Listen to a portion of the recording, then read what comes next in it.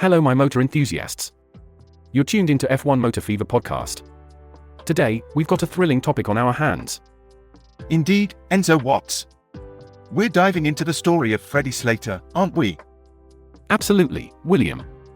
This young gun is making waves in Formula 4 with a fierce determination to not just reach Formula 1, but to dominate it. Fascinating. He's already clinched the Italian and UAE titles, right? That's right, and he's only just getting started. His mindset is something else. He even managed to surpass Andrea Kimi Antonelli's win record. Impressive. And he's already been picked up by Prema for Formula Regional next year. Yes, indeed. It's a testament to how highly he's regarded in the junior racing world. Sounds like he's got all the right support around him too, from his coaches to his family. Precisely. It takes a village, and his team is laser-focused on his growth. Stay tuned, as we unravel what makes Freddie Slater tick and why he might be the next big thing in Formula 1. Hello my motor enthusiasts. You already know me, this is Enzo, and you're joined by William today. Hello. You're tuned into F1 Motor Fever podcast, where we bring you the excitement of the racing world. Don't forget to subscribe and turn on notifications. It really makes a difference. Full throttle.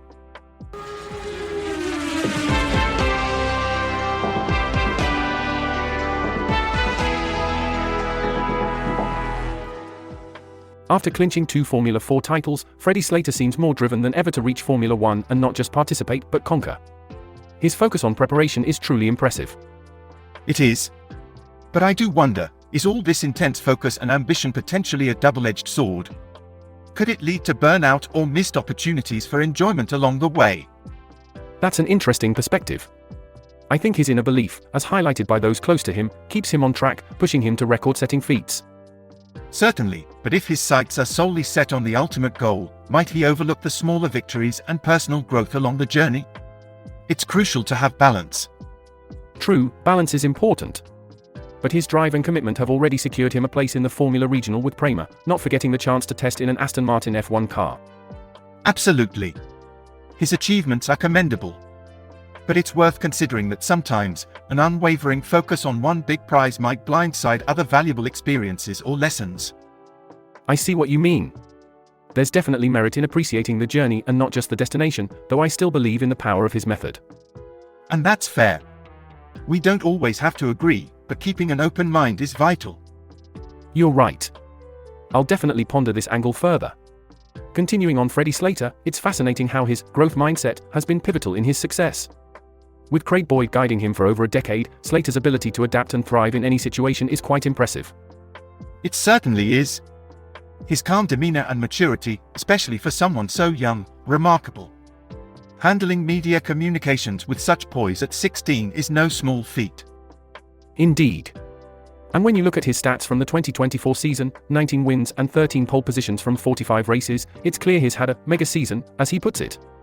Particularly in the Italian Championship, where he's been nearly unbeatable. His success there is even more notable given the level of competition.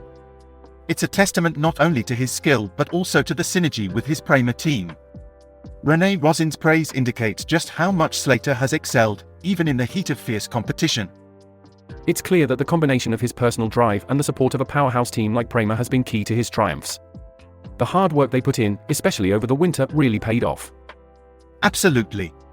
It seems that preparation and focus have been his allies.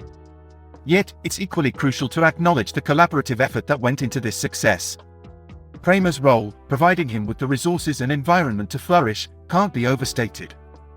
Freddie Slater's ability to handle the pressures of qualifying is quite remarkable.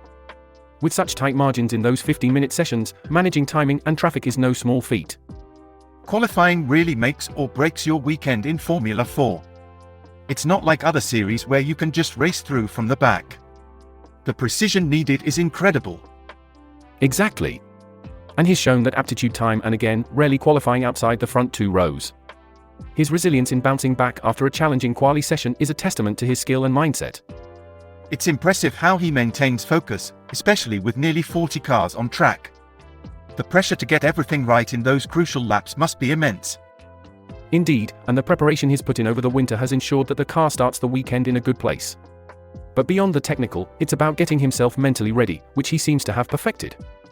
His early dominance at Misano, Vallelunga, and Mugello set the tone for the season. Starting strong and maintaining that momentum is so crucial, and it's something he and his team have mastered. Yes, it's all about breaking the back of it early on. That underlying confidence becomes a massive advantage, as long as complacency doesn't set in. And with Boyd keeping everyone grounded, it seems like they've struck the perfect balance. One of the defining moments for Freddie Slater this season was round 3 at Imola, where he managed to win race 3 after a couple of setbacks, including a disqualification and an incident with Jake Beaton. It was actually round 2 at Imola, and the other driver was Jack Beaton. Apologies for that. Yes, round 2, and Jack Beaton. Thanks for pointing that out. Despite those challenges, it was impressive how Slater bounced back so strongly. Indeed, his ability to learn from setbacks is quite commendable. He didn't let the disqualification for the technical infringement in race 1 weigh him down. Exactly. He seems to embrace the philosophy that you learn more from the races you lose. That mistake at Imola, being a bit too greedy, taught him a valuable lesson. And then to come back with such a strong performance at Mugello, managing tyre strategy and consolidating his position, shows tremendous growth. Yes, managing tyres with limited availability and adapting to different starting positions were crucial. His journey from dominating Ginettas to making a mark in single-seaters has been flawlessly executed with Prema and his stint at Van Amersfoort Racing. Trying out different setups and teams has broadened his racing experience. It speaks volumes about his adaptability and willingness to learn from various scenarios. Freddie Slater's decision to focus on the Italian series for his primary campaign in 2024 is quite strategic. By racing on tracks he'll encounter in higher categories, he's preparing for the future. It makes perfect sense if you're aiming for a single-year stint in Formula 4 before moving up the ranks. It's interesting how the decision seems heavily influenced by his management team. Do you think this approach of learning F1 tracks early is becoming the norm for young drivers now? Well, it's certainly a method that's worked for others before him. Anyway, with ADD management, they've got a proven track record, haven't they? Handling drivers like Lando Norris, they know what they're doing. Right, but do you think focusing on Europe over British F4 could overlook the benefits of domestic racing experience? British racing offers its own set of challenges, but he's already excelled in those conditions. Moving on to develop other skills in different environments is key. Fair point. I suppose it's about building a versatile skill set. It's easy to get caught up in the debate about where the best development happens. Exactly, and Slater's adaptability is a testament to that. He's already honed his skills in the gritty British settings, so this is just another step in broadening his abilities. Quite right. It's fascinating to see how each path is tailored to fit the driver's needs and strengths. Cheddar seems to believe that the need for drivers to extensively learn circuits is somewhat exaggerated. The focus is more on going where you can bring out the best in the driver. Racing in Italy, with its consistent weather, allows drivers like Freddie Slater to focus on making small improvements rather than just relying on car control. That does make sense, but I think you mentioned earlier that Slater started the year in F for UAE, taking 2 wins. Wasn't it 3 wins that secured him the title over Keen Nokama Roberta? You're right, my mistake, 3 wins indeed. Thanks for catching that. The UAE series offered chaotic racing, which was thrilling for fans, but also invaluable for Slater's development. Exactly, and it's fascinating how these diverse experiences prepare a driver for the challenges of the Italian Championship. Yes, and it's not just about the racing. Building a relationship with his race engineer, Vincent Garnier, has been pivotal. His move from Lindblad's car to working with Slater has proven beneficial. That kind of partnership can really drive success. It's impressive how well Slater and Garnier gelled during the winter testing. Certainly, and it's this strong bond that has contributed significantly to Slater's achievements this year. Such teamwork truly showcases how crucial the driver-engineer relationship is in motorsport. It's clear that the relationship between Freddie Slater and his engineer, Vincent Garnier, has been pivotal in his success, especially in the UAE series. What stands out is the effort Slater puts into building trust and rapport, which is essential for him to focus while driving. This approach echoes his maturity, which Cheddar attributes to his upbringing and family background. It's intriguing how important the personal connection is in motorsport. How much do you think this bond with his team contributes to his on-track performance? Quite a bit, actually. As Rosin highlighted, it's not just about the individual engineer or mechanic, the entire team plays a part. Slater's ability to foster a supportive micro-team around him is crucial. It's this kind of teamwork that helped Prema secure both the teams and rookies titles. That's fascinating. Does this mean that, for a young driver like Slater, it's more about integrating well with the team rather than just individual talent? Precisely. Boyd mentioned that Slater is adept at getting people to work well with him. This synergy goes beyond just raw talent, it's about creating an environment where everyone wants to give their best. So, by really engaging with his team, Slater can eliminate weaknesses and maximize potential. How does this strategy compare to other successful drivers? It's reminiscent of how Sebastian Vettel would build camaraderie by remembering personal details about his mechanics. It's those little 1% efforts that add up, as Shedder pointed out. This comprehensive approach seems to be part of what sets Slater apart. It's certainly a nuanced perspective on what it takes to excel in motorsport. Thanks for shedding light on all these aspects. It's impressive how Mark Berreman and Fraser Shedder have played such a significant role in Freddie Slater's development. Slater himself acknowledges that he wouldn't be where he is today without their guidance. Indeed, the emphasis they've placed on helping him focus on what truly matters in racing seems crucial. Letting Slater concentrate on driving rather than external distractions must really fine-tune his performance. Absolutely. ADD management has been instrumental in managing aspects outside the cockpit, allowing Slater to zero in on driving fast and securing pole positions. His formative years in senior karting, while challenging, clearly laid the foundation for his resilience. It's interesting that during a difficult period, when he wasn't winning as much, they could identify and work on areas of opportunity. How does this kind of analysis benefit a driver in the long run? Well, it allows the team to strip back and analyze what can be refined, tapping into Slater's determination and resilience. This approach not only strengthens his performance but also builds trust in the ADD philosophy, which prepares him meticulously for future challenges, like transitioning into Ginettas and F4. And with discussions about interest from Formula One junior academies, it seems the groundwork laid by ADD management has paid dividends. However, Slater appears to be exercising a level of patience and self-belief akin to a young Max Verstappen. Precisely. He's aware of his potential, but also understands the importance of timing. By not rushing into commitments with Formula One academies, he's ensuring he's fully prepared for each step in his career. This foresight and patience could very well be the key to his long-term success. It's fascinating how Freddie Slater has adapted his naturally aggressive karting style to meet the demands of a winged single-seater, especially in managing tire wear. His focus on tuning his driving style reflects his dedication to improving every aspect of his racecraft. Managing tire wear seems to be a crucial aspect in Formula 4. Given that tires don't last more than a few laps, what sort of changes did he have to make to his approach? It's been about shifting from an aggressive input to a calmer approach. The F4 car requires a delicate touch, as forcing it too much can be detrimental.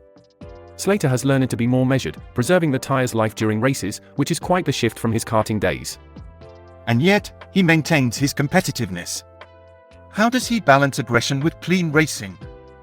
Slater mentions that his aggression is directed towards the track, not his competitors. He prides himself on racing hard yet cleanly, barring a few minor mistakes like the one in Imola. It's about harnessing that aggressive energy positively on the track itself. It's good to know he's found a way to channel his natural style effectively. But let's talk about his support system. How significant is his family in all of this? Hugely significant. His family, especially his father Adrian, who runs Bailey's and Harding, has a racing background. This close-knit unit has provided him with not only racing genes but also an environment that fosters his growth on track. His father jokes about his competitive spirit coming from his mother, which adds a lovely familial touch to his journey. It's quite clear that this combination of personal adaptation and family support is integral to his success. It's a reminder of how racing is as much about the people around you as it is about skill and strategy. It's quite interesting how Adrian Slater opts to stay in the background during race weekends, letting the team and ADD management handle the intricacies. This approach seems to allow Freddie the space to shine on his own merit rather than being overshadowed by a wealthy background. It's refreshing to see a racing dad take a step back. Often, we hear about the financial backing behind drivers, but it's not all about money, is it? Exactly.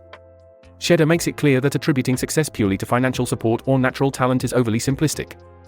In reality, 95% of top junior drivers have solid financial backing. What distinguishes them is how they utilize those resources. Slater, like others at the top, works incredibly hard and is very self-critical, traits that are key to his success. The theme of preparation seems to crop up quite a bit in Slater's journey. How important is this prep phase for him? Preparation is absolutely pivotal for Slater. It's woven into every aspect of his routine, whether it's mentally ticking off tasks on the way to the track or planning days ahead.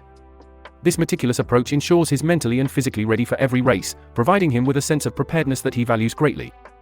It's akin to athletes in other sports who believe in pre-game rituals as part of their success formula. But what about comparisons with Lando Norris? Are they fair? Slater hesitates to compare them directly, citing their different personalities and strengths. However, both share an exceptional work ethic. Slater's commitment to hard work is undeniable, and it's this relentless drive that sets him apart from 99.9% of his peers. It's not just talent, but the willingness to push harder that truly differentiates him. It seems Freddie Slater's proactive nature truly sets him apart. Slater highlights his relentless curiosity and drive. He's the kind of driver who's always thinking, always questioning, and always seeking ways to improve, never needing a push from the team. That kind of self-driven approach is invaluable in racing. How has this mindset helped him mature in his career so far? As Freddie has transitioned from a teenager to a young adult, he's developed a more open mind. Boyd notes that this adaptability is crucial in such a dynamic sport. Each race weekend presents unique challenges, and having the flexibility to learn and adapt on the fly is a hallmark of a great driver. It's also interesting to hear about Freddie's media skills. Despite not having formal media training, it seems he's quite adept at handling the spotlight. Indeed, Silvestrin praised his media savvy, which seems to be more of an innate talent than a learned skill.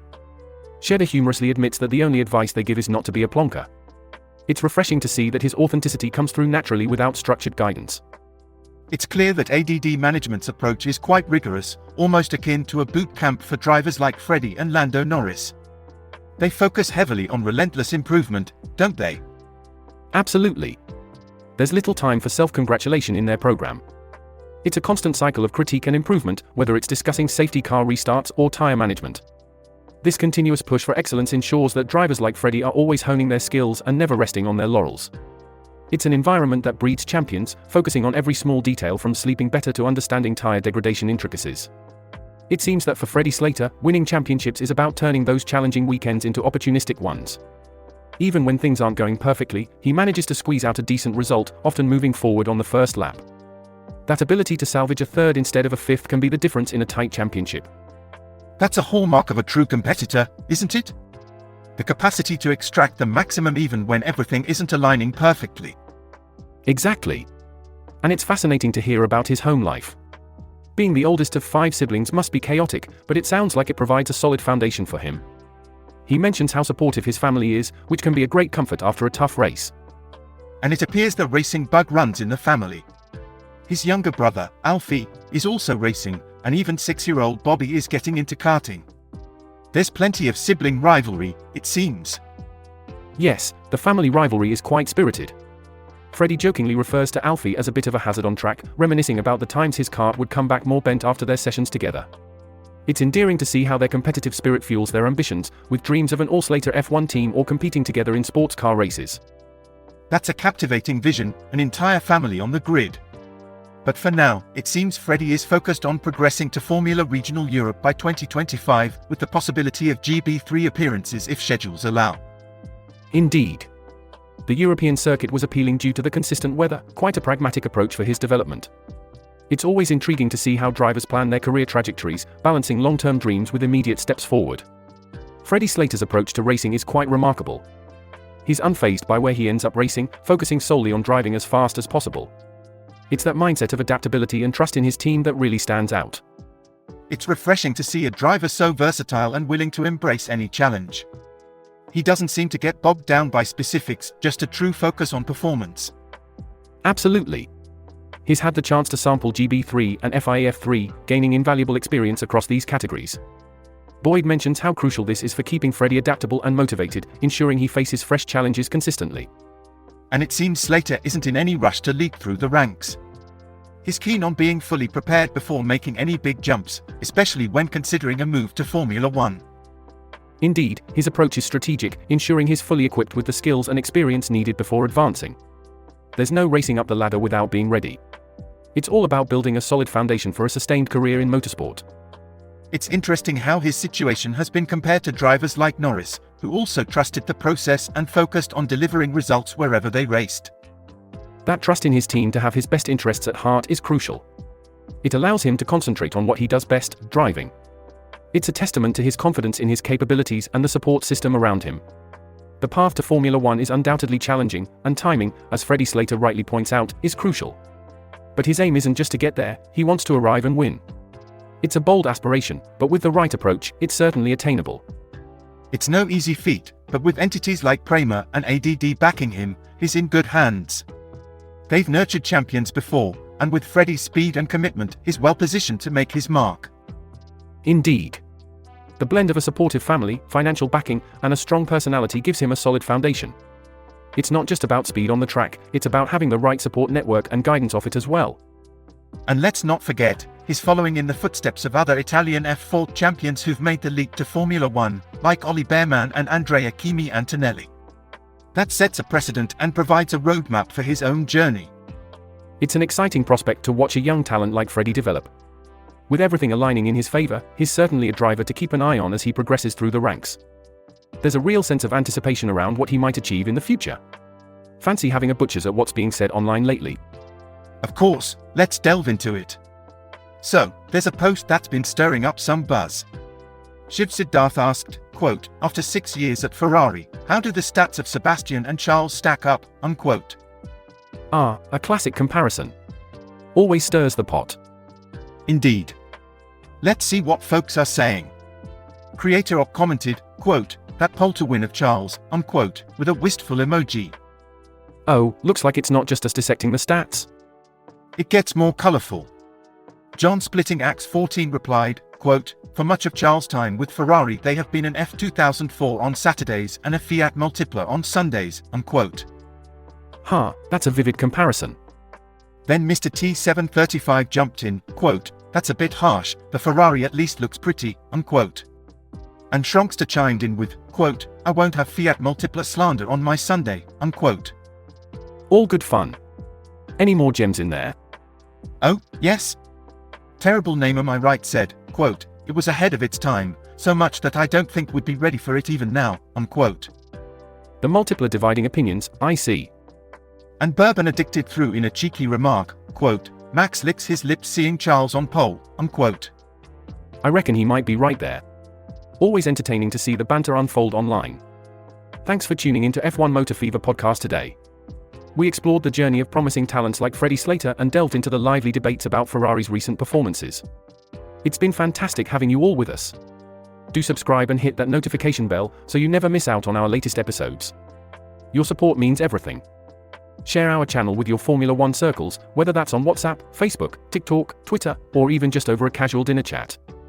Absolutely. And remember, we're here every day with more F1 insights and banter.